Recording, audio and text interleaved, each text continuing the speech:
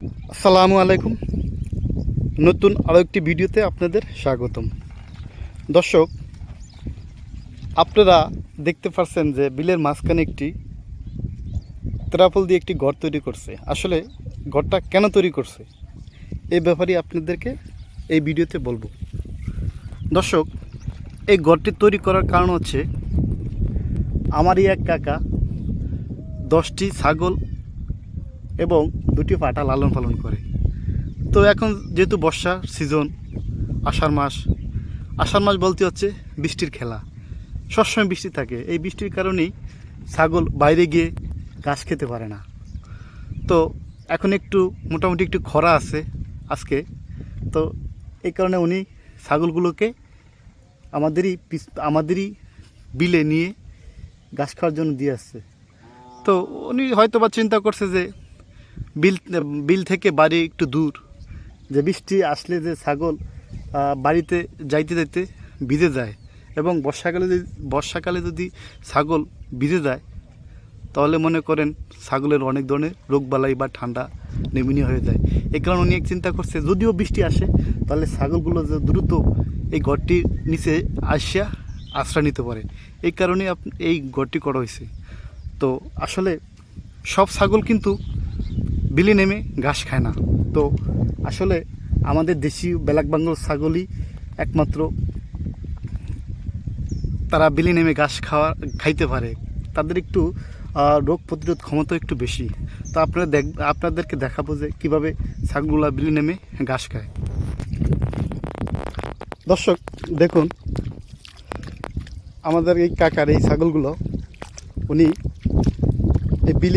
ওনার ছাগলের বিলি এসে ঘাস খায়। তো দেখুন ছাগলগুলো কি সুন্দর করে পানিতে নেমে ঘাস খাইতেছে। তো আসলে বর্ষার সিজন, এখন ছাগলের ঘাস খেতে হবে। ছাগল আসলে বাধ্যতামূলকভাবেই তারা খাবারের জন্য পানিতে নেমে ঘাস খাইতেছে, কারণ আশেপাশে চারিদিকেই পানি, কোথাও ঘাস নাই। একমাত্র উপায় হচ্ছে বিল, মোটামুটি একটু পানি আছে, পানির ভিতরে ছাগলগুলো নেমে দেখুন কিভাবে ঘাস খেতেছে। বর্ষাকালে আসলে ছাগল লালন পালন করা একটু কষ্ট। তো যদিও উনি ঘাস করে নাই, তো হয়তো বা উনি যদি ঘাস করতে পারতো, ঘাস কেটে নিয়ে ছাগলকে খাওয়াইতে পারতো। যেহেতু ঘাসও করে নাই, এখন কী করার, ছাগলগুলোতে ঘাস খাওয়াতে হবে। তো এই কারণে উনি ছাগলগুলোকে বিলে দিয়ে এবং বিলের পাশেই ঘরটি তৈরি করছে, যাতে করে বৃষ্টি আসলে ছাগলগুলো দ্রুত ঘরটির নিচে আশ্রয় নিতে পারে। তো দর্শক, আপনারা যারা ছাগল লালন পালন করেন, আসলে বর্ষাকালে ছাগলের লালন পালন করা আসলে অনেক কষ্ট। তো যদিও আমরা ছাগল লালন পালন করে থাকি, তো ছাগলের ঘাসের নিরাপত্তার ব্যবস্থা আমাদের করতে হবে। বর্ষাকালে যদি ছাগলকে সঠিকভাবে ঘাস না দিতে পারি, তাহলে ছাগলের ঘাসের অভাবে নানান ধরনের সমস্যা হইতে পারে। তো এই কারণে আমরা ছাগলের ঘাসের ব্যবস্থা করব, এবং ঘাস না থাকলে বিকল্প পথ হিসেবে ছাগলগুলোকে কীভাবে আমরা ঘাস খাওয়াইতে পারবো সেটার ব্যবস্থা করতে হবে। তো আমার কাকা আসলে বুদ্ধিটা অনেক সুন্দর নিয়েছে। কী করার, দিন শেষে তো ছাগলগুলোকে ঘাস খাওয়াইতে হবে। দেখুন কতগুলো পানি, এবং পানির ভিতরে কত সুন্দর করে ছাগলগুলো ঘাস খাইতেছে। আসলে এই কারণে বলা হয় যে দেশি ছাগল মানিয়ে আমাদের স্বর্ণ, কারণ একমাত্র দেশি ছাগল লালন পালন করি, যারা পারিবারিকভাবে লালন পালন করি, আমাদের এই সুবিধা। কারণ এইসব ছাগল ওরকম কোনো রোগবালাই হয় না। হ্যাঁ, এগুলা বৃষ্টি বাদল। দর্শক, বর্ষাকালে আসলে ছাগল লালন পালন করা অনেক কষ্টের বিষয়। তো আমাদের যেন কষ্ট না হয় সেদিকে আমাদের নজর দিতে হবে। ছাগলের জন্য যদি আমরা বাণিজ্যিকভাবে ছাগল লালন পালন করি, তাহলে অবশ্যই বর্ষার সময় ছাগলকে কিভাবে আমরা ঘাস খাওয়াবো সেই ব্যবস্থা আমাদের করতে হবে।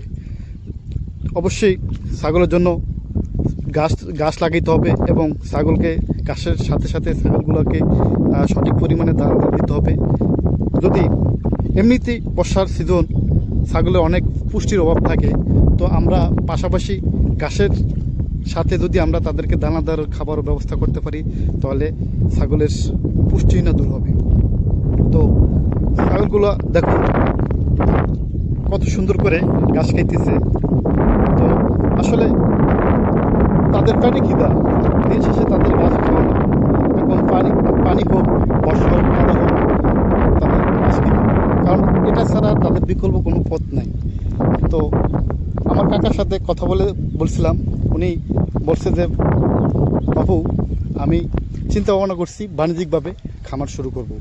এই কারণে উনি 10টা ছাগি, মানে হচ্ছে যেগুলো বাচ্চা দিবে আর কি, সেগুলো 10টা ছাগি কিনছে এবং সাথে 2টো পাঠা কিনছে। পাঠাগুলো এখনও পাঠাগুলো দিয়ে সে ব্রিডিং করা শুরু করে নেই, মাত্র হয়তো বা 7-8 মাস বয়স হয়েছে। তো হয়তো বা বর্ষার সিজনের শেষে উনি ওনার খামারের ব্যবস্থা করবে।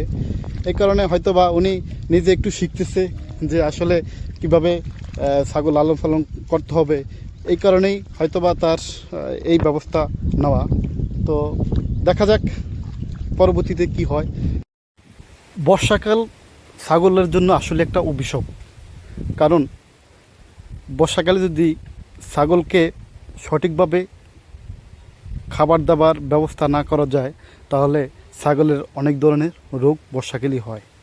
এই বর্ষাকালে ছাগলের বড় ধরনের যেমন পিপিআর, নিউমোনিয়া, ঠান্ডা, এসব রোগের কারণে ছাগল কিন্তু অ্যাক্সিডেন্ট হয়ে যায়।